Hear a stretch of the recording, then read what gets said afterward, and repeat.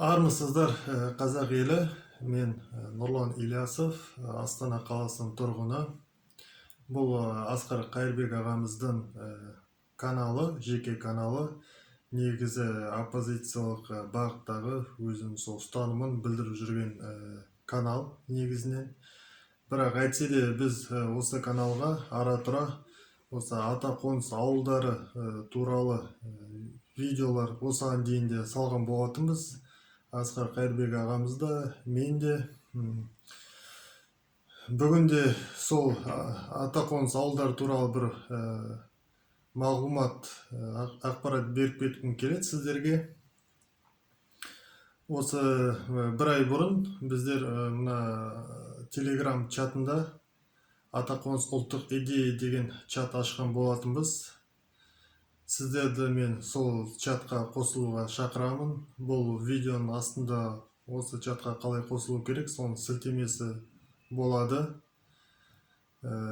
Егер сіздер осы идеяны тереңірек білгілеріңіз келсе, сол чатқа қосылыңыздар.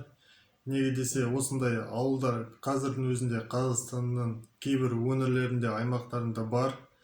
Сол ауылдарда тұрып жатырған адамдар сол чатта отыр. Ол жерге олар өздерінің видеоларын, фотоларын және ойларын бөлісіп, сол жерге салып отыр. Сондықтан да сізге егер бұл идея қызық болса, сол жерге кіріп арамызға қосылуға болады. Мен сол жаңағы чатты ашқан сол адам Ильясов Нұрланмын. Мен де сол 2016 жылы Жер ана деген кітап, кішігірім кітап жазған болатынмын. Соны жаңа халыққа таратқан болатынмын. Асқар Қайырбек ағамыздың да осы ата-қоныс туралы кішігірім кітабы бар. Әлі бірақ басылып шыққан жоқ. Электрондық бағыт неде түрде нұсқасы. Сондықтан да мына қазір картинадан көріп отырсыздар. Бұл шамамен осындай ауылдар. Қазір бүкіл әлемде бұндай ауылдар пайда болып жатыр. Негізінен әлем қазір тез көз алдымызда өзгеріп жатыр.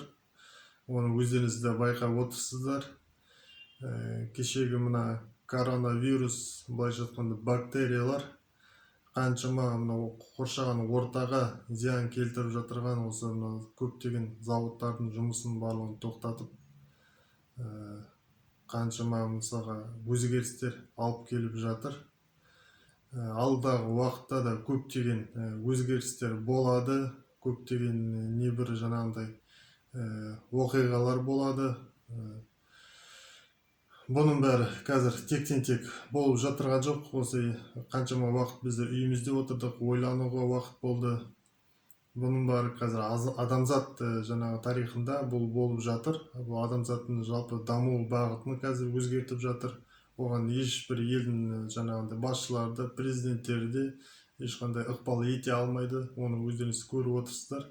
Мысалы, осы карантин, коронавирус уақытында оны жаңағындай бүкіл елдер басшылары тек қабылдап қана, соған жаңа шара қолданғаннан басқа ештеңе істей алмады. Оған бөгет бола алмайды. Сондықтан да ол жаңағы ел президенттерінен де жоғары күштердің осы адамзатқа қазір жасалып отырған осы бағыттар.